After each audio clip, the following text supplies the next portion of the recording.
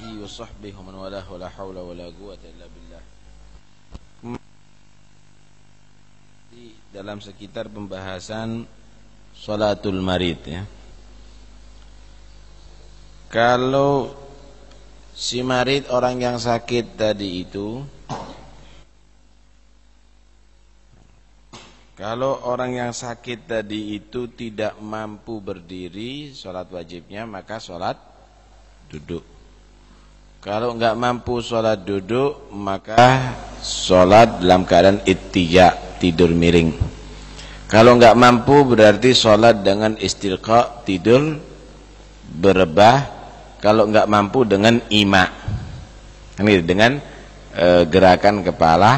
Kalau enggak mampu, di sini jika orang tadi itu tidak mungkin akan mengerjakan sholat, kalau memang nggak mampu begitu karena terlalu sakit atau gimana, orang tadi itu malas dan dikhawatirkan nanti akhirnya tidak meninggalkan sholat dan itu adalah termasuk kabair, dosa besar, maka hendaknya mentaglid Imam Abu Hanifah atau Imam Malik. Kemarin diterangkan, diulangi lagi sedikit supaya lebih paham. Menurut Imam Abu Hanifah, kalau orang sudah tidak bisa sholat dengan ima, dengan gerakan kepala, berarti orang itu tidak wajib sholat. Karena sholat itu aqwalun wa af'alun, mufattaha bit takbir, mukhtatama bit taslim. Sekarang ini af'alnya sudah nggak bisa, ini nggak ada. Gerakan dengan kepala udah tidak mampu, misalnya udah koma, udah ya, tapi akal masih ada. Jadi menurut Imam Abu Hanifah nggak wajib sholat. Cuma permasalahannya, jika dia tadi itu sembuh, apakah wajib qadha? Nah, dikatakan di sini kalau memang dia tadi itu 1 hari 1 malam dan artinya 5 waktu ini ditinggalkan sama sekali. Misalnya sholat zuhur ditinggalkan, asar ditinggalkan, nggak bisa sholat dengan gerakan kepala.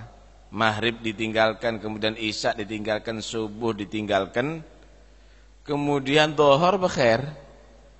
Zuhur sembuh dia tadi itu, berarti nggak qadha.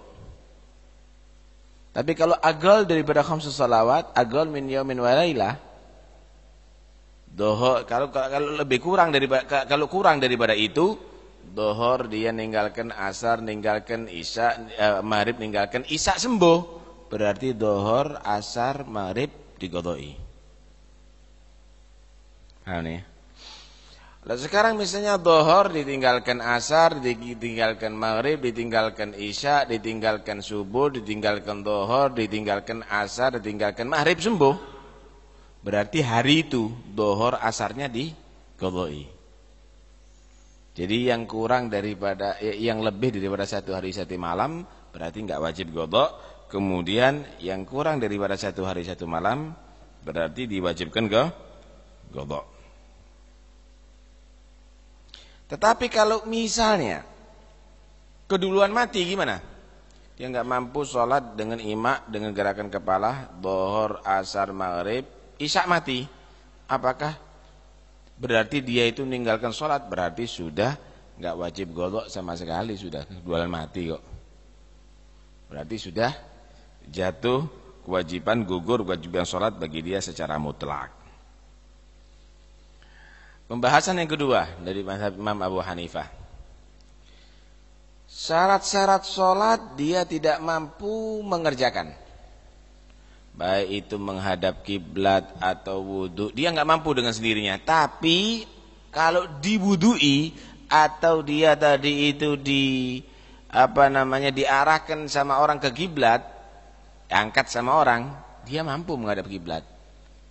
Dia bisa sholat dengan gerakan kepalanya misalnya, tapi dia nggak mampu untuk menghadap kiblat dengan sendirinya karena sakit misalnya, atau membersihkan najis dengan sendirinya karena sakit misalnya.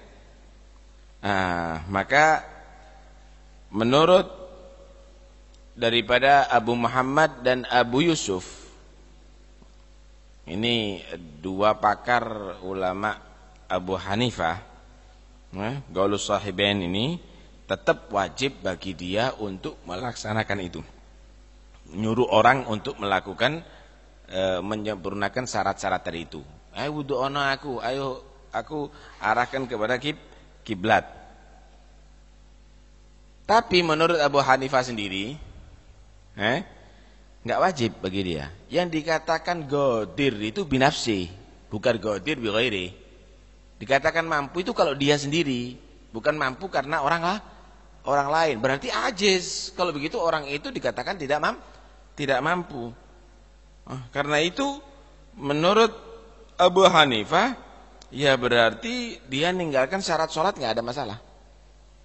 Walaupun dia mampu nyuruh orang lain, dia nggak bisa wudhu dengan sendirinya. Misal nih orang nggak punya tangan, nggak punya kaki, nggak bisa wudhu dengan sendirinya, harus diwudhu orang lain misalnya, paham ya? Berarti dia sholat tanpa wudhu. Sholat tanpa wudhu dia. Kenapa? Karena dia tidak mampu, dia dikatakan mampu. Tapi menurut Abu Yusuf sama Abu Muhammad tadi itu, dia wajib untuk menyuruh orang. Dia wajib tetap untuk menyuruh orang tadi itu. Nih contohnya, lau tayammamal ajiz anil wudu binafsih. Ini tambahnya nih ya. Kalau seandainya bertayamum orang yang ajiz, orang yang tidak mampu daripada wudu dengan sendirinya,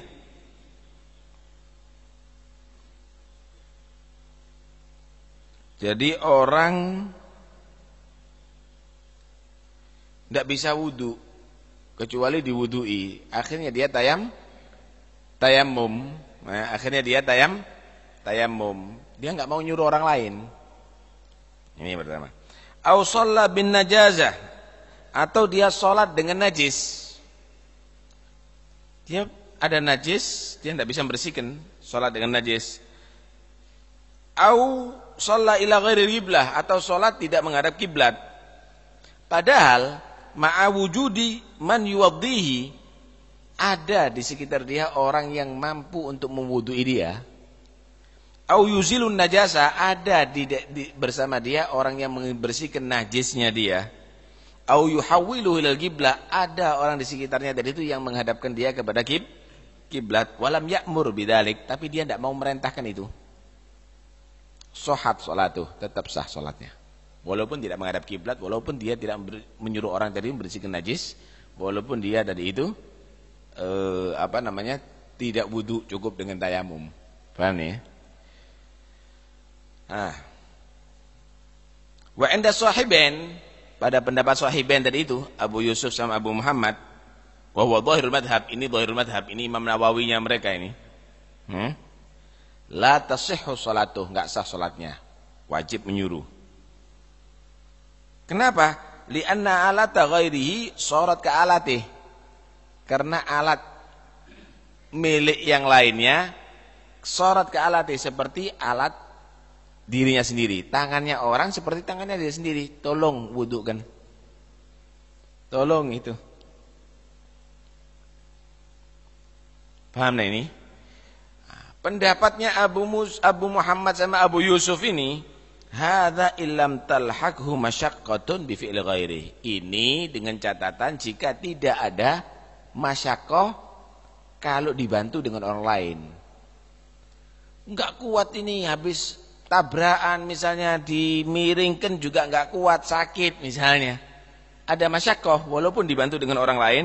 Fa in lahiqathu bi fi'li ghair, kalau memang ada masyaqqah karena dibantu orang lain dari itu, anhu au kanatin najasa takhruj minhu daiman, atau misalnya najisnya ini dibersihkan keluar lagi, dibersihkan keluar terus, seperti darahkah atau bawasirkah atau yang lainnya misalnya, dibersihkan keluar, sahhat sholatuh mutlaqon, sah salatnya secara mutlak sudah. Ini berarti ijma' sudah bagi pendapatnya Imam Abu Hanifah, bagi ulamanya Abu Hanifah sama mutlak gitu.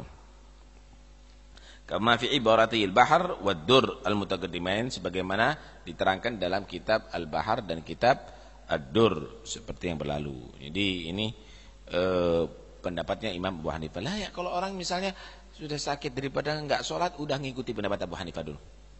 Kalau model begini ngikuti pendapat Abu Hanifah. Paham nah ini? Ini enggak mau dihadapkan ke kiblat karena dia tadi itu sudah di rumah sakit, kemudian enggak bisa di kasurnya tadi itu dibalik atau apa itu dan ini, khalas menurut pendapatnya Abu Hanifah, ngikuti pendapat Abu Hanifah, sholat ila ghairil qiblah. Kan bisa itu ya. Jadi ini dikena kateter, paham nah ini kena ada kateter, dia tidak bisa nyopot sendiri kecuali dicopotkan karena dia membawa najis itu, dan ini alamat Abu Hanifah. Nah ini ala madhab Imam Abu Hanifah misalnya. Yang penting jangan sampai enggak sholat. Kalaupun misalnya mau meninggalkan sholat, ngikuti pendapat tadi itu, karena memang dia enggak bisa sholat sama sekali hatta dengan ima, hatta dengan gerakan kepala, paham tak ente? Boleh saja, daripada enggak sholat kemudian enggak ngikuti pendapat, niat meninggalkan sholat. Ini mati bisa sul khotimah ini orang, karena karena niat meninggalkan sholat. Baik. Ini kalau madhab Imam Abu Hanifah. Kif madhab Malik?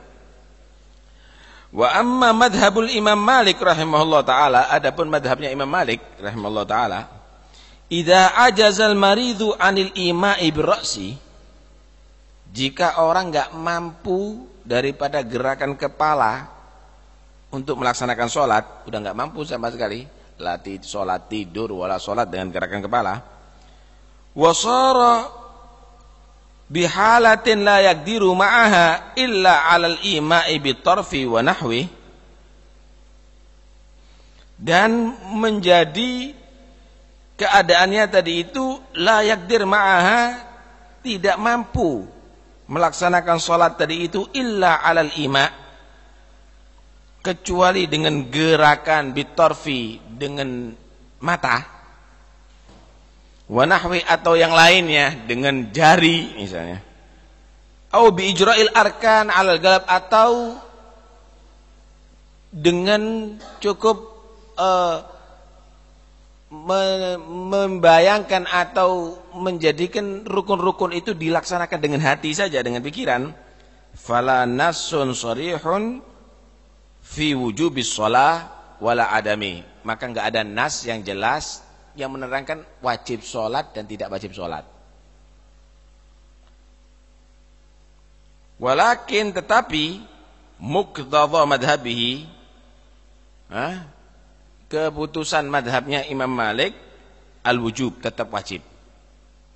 Kama qalul imaman, sebagaimana dikatakan dua imam daripada pakar Imam Malik, yaitu Al-Maziri wa Ibnu Bashir rahimahullah taala, wa huwa ahwad, dan ini adalah lebih hati-hati.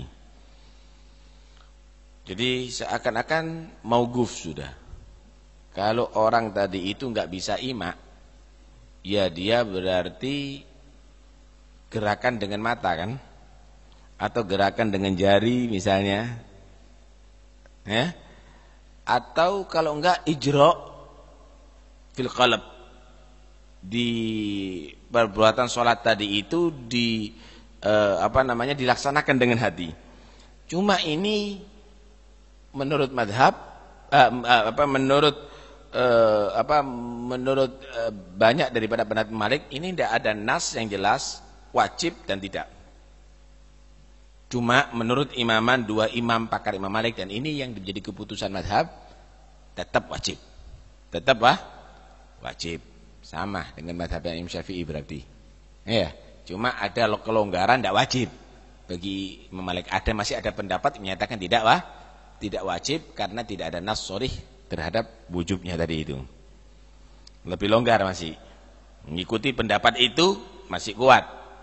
Ada masih boleh meninggalkan sholat. Wa amma hukmus syurut. Adapun syarat sekarang. Kalau Imam Abu Hanifah sama sekali tidak wajib berarti ya, kalau tadi itu ya. Wa amma hukmus syurut. Adapun hukum syarat. Indahu pada pendapat Imam Malik. Fal mu'tamad min madhabi, pendapat yang mu'tamad dalam madhabnya, ini yang paling kuat ini.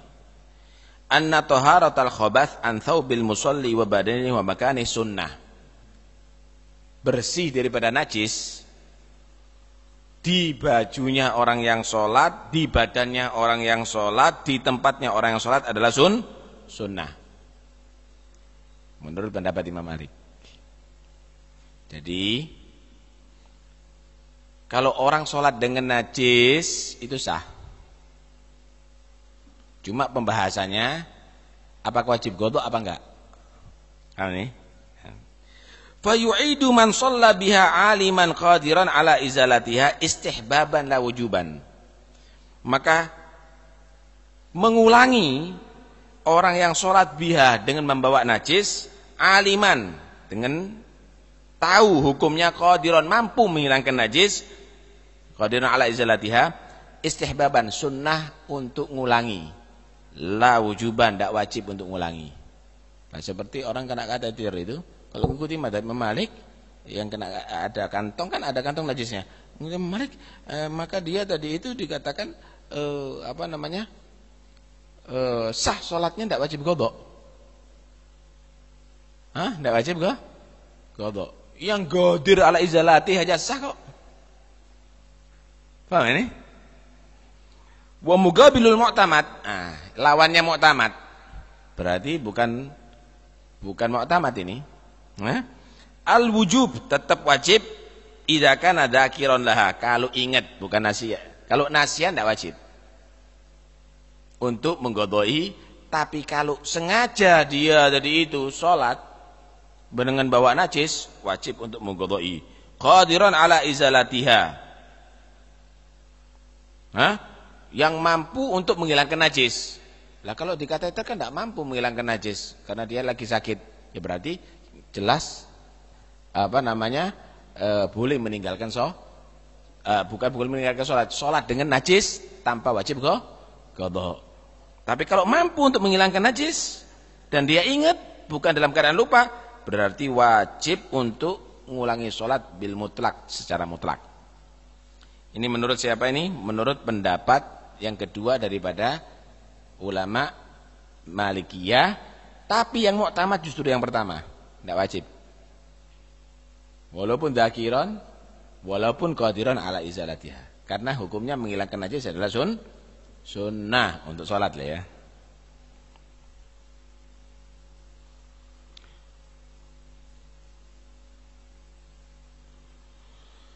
Wa alaihi, atas pendapat ini, fa in shalla biha, kalau atas pendapat yang kedua ini, atau pendapat kedua, kalau qadiran ala izalatiha bisa menghilangkan najis, kemudian dzakiran laha tahu dengan najis bukan lupa, maka dia tadi itu wajib untuk mengqadai kan. Karena itu pendapat ini, fa in shalla biha, kalau dia melaksanakan sholat dengan bawa najis, ma'adz dzikri wal gudrah, padahal ingat dan mampu untuk menghilangkan najis, fa sholatuhu batilah, sholatnya dinyatakan batal karena wajib qadha. Pendapat kedua ini ya. Pendapat pertama sah. Au nasiyan au ajizan, kalau memang lupa dengan najis tadi itu, au ajizan atau enggak mampu menghilangkan najis, fa yu'idu istihbaban, maka dia wajib mengqadai secara sunnah. Paham ya? Hukumnya sunnah mengqadai. Menurut pendapat kedua, bukan pendapat pertama yang ghairul mu'tamad. Madamal waktu, bagian semenjak waktunya masih tetap ada. Misal sholat duhur bawa najis ini. Paham ya? Lupa kalau dia itu sempaknya misalnya ada najis, menurut Imam Malik ini ya, bukan Syafi'i. Sholat lupa, wudu apa semuanya sholat. Setelah salam dia tadi itu ingat, loh, saya pakaian najis. Sunnah ngulangi semenjak belum keluar waktunya. Dhuhur misalnya. Tapi kalau sudah keluar waktunya, sudah asar, maka fa idza kharaja fala yu'id. Kalau sudah keluar waktu berarti tidak ngulangilah lagi. Ini menurut pendapat Imam Malik. Ini diajarkan kepada kita bukan supaya kita pakai pendapat ini. Kalau misalnya keluarga kita ada yang sakit, ngikuti pendapat ini, gitu loh. Atau diri kita ada yang sakit, ngikuti pendapat ini. Itu kalau kita tidak mampu pakai mazhab Syafi'i. Daripada ninggalkan sholat, lebih baik begini caranya, ngikuti pendapat a'immah tadi itu. Baik. Boleh ya fikih ya. Wa amma taharatul hadath. Adapun menghilangkan hadas. Menurut pada Malik ini ya, fa in ajaza an isti'malil ma' min khaufi huduthi marad, jika orang itu tidak mampu daripada menggunakan air untuk wudu atau mandinya, min khaufi huduthi marad, karena takut dia sakit, terlalu dingin misalnya hawanya, au ziyadah, atau tambah sakit, ini kalau kena tambah sakit dia tambah parah, au ta'akhuri bir'in, atau lambat sembuhnya, ini kalau kena air warasi suwe, luka misalnya ya, jazalahu tayammum, boleh bagi dia tayammum, sama dengan kita ya, jazalahu tayammum. Wa kadza in lam yakhaf syai'an, demikian juga kalau enggak takut sama sekali, enggak takut sakit, enggak takut tambah, enggak takut ta'akhur tadi itu, mimma dzukir, daripada apa yang disebutkan tadi. Dia tidak bisa pakai air, dia tidak mampu pakai air, bukan karena bukan karena takut, ya, bukan karena takut sakit, bukan karena takut ziyadah atau yang lainnya. Lakin udimaman yunawilu iya, dia nggak pakai air karena tidak mendapatkan orang yang membawakan air, yang menyediakan air, walau bi ujroh, walaupun dengan bayar.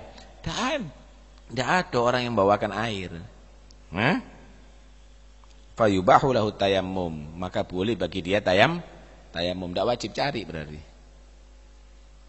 Tidak punya air, kemudian walau bayar tidak ada, maka tayammum. Alat tafsilil mutaqaddim, atas perincian yang di atas tadi itu, sama dengan orang yang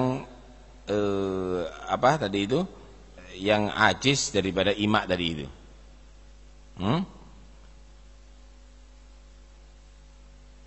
Sama yang dengan yang apa? Yang taharatul khabath tadi, taharatul najasah tadi itu. Wala qada alaih, dan tidak wajib qada bagi dia. Berarti enteng tayamumnya Imam Malik ini. Kalau kita kan tidak wajib tolab itu ya. Ada haddul ghurub, ada haddul bu'ud, kan begitu ya. Kalau ini tidak, sudah tidak ada air, kemudian tidak ada yang jualan air, ya tayamum khalas. Tayamum sudah. Cuma disunnahkan kalau ada air untuk ngulangi gitu. Untuk ngulangi. Seperti pembahasan yang tadi itu. Wa kadza idza ajaza 'anil istiqbal bi nafsihi wa bi ghairihi. Demikian juga kalau enggak mampu untuk menghadap kiblat dengan sendirinya atau dengan bantuan orang lain. Fa yusalli 'ala halatihi wa la qada 'alaih. Maka salat walaupun enggak menghadap kiblat, enggak pakai qada lagi sudah. Enggak wajib qada. Wa idza ajaza 'anil ma'i was-sa'id, kalau enggak ada, enggak bisa dia itu wudu dengan air atau tayamum dengan debu, imma li adamihima, bisa karena enggak ada, memang enggak ada airnya, enggak ada debunya, fagidut tahuren. Ya, fagidut tahuren. Au li adamil qudra ala isti'malima, atau enggak mampu menggunakan debu atau menggunakan air karena sakit misalnya, yang dilarang untuk dengan debu atau yang lainnya. Binafsi au bi ghairi, misalnya tangannya kutung, misalnya tidak mampu dia wudu dengan sendirinya atau tayamum dengan sendirinya, au bi ghairi, atau tidak mampu dengan orang lain, walaupun dengan orang lain karena orang lain tadi itu sama-sama kutungnya misalnya, atau orang yang lain tadi itu sakit misalnya, atau tidak ada orang sama sekali misalnya, sagatatus shalah anhu, enggak wajib salat. Fagidu tohiren, enggak wajib salat. Bagi Imam Malik. Paham ini? Wasaqata anhu qada'uha, dan tidak wajib qada'. Nah, ini diajarkan ini bukan untuk kita ngontekkan sholat, justru ini adalah untuk hati-hati. Kalaupun ninggalkan harus ada dasar. Jangan asal maunya sendiri. Jangan niat ninggalkan sholat, karena ninggalkan sholat itu dosa yang besar. Kalaupun itu tidak bisa. Nah, termasuk bagi orang yang sangat sakit, orang yang terlalu tua sakit, ada pendapat juga yang menyatakan boleh digosor sholatnya walaupun dia mukim. Boleh digosor walaupun badannya mukim, daripada enggak sama sekali. Tapi kalau memang bisa tidak gosor, cuma melaksanakan sholat tadi itu yang wajib-wajib aja, Fatihah aja, rukuk subhanallah, i'tidal alhamdulillah, misalnya sujud subhanallah, tapi tetap 4 rakaat misalnya zuhurnya, itu lebih ahsan, khurujan min khilaf, karena keluar daripada khilaf. Alhasil fikih ini harus dipelajari supaya benar. Jangan sampai ninggalkan sholat itu tidak apa-apa wis, Allah Rahim, enak itu loh. Allah Rahim tapi ninggalkan sholat. Kalaupun enggak bisa sama sekali, ngikuti pendapat ulama yang tidak mewajibkan begitu loh. Ya, jadi ada dasar semuanya. Wallahu a'lam. Penting ini, ya, penting. Allahumma salli wa sallim ala sayyidina Muhammadin wa ala ali sayyidina Muhammad. إلى الحجر الميمون زاد تشوقي وكان به أنس الفؤاد المجاور به العهد والميثاق يشهد بالوفاء لكل وفي مخلص القلب طاهر وملتزم نجح المطالب عنده وحجر لبعد عنه فاضت محاجري وزمزمها راح الكرام ومرهم سقام به تبرأ كلوم الضمائر وإن مقاما بالمقام ألذ في فؤادي وأحلى من ورود البشائر صفا بصفاها العيش من كل سائب وراق بفيض الواردات الغوامر بمروتها تمرين كل حقيقة لمشهد حق لا يرام لقاصر بأجيادها جادت سحائب رحمة على كل ذي قلب منيب وحاضر وتكتبس الأنوار من بقبيسها وها هو يرعاها بقلب وناظر بعامرها للصادقين عمارة القلوب بفياض من الفضل غامر وفي عرفات كل ذنب مكفر ومغتفر منا برحمة غافر وقفنا بها والحمد لله والثناء وشكرا له إن المزيد للشاكرين والحمد لله رب العالمين. اللهم صل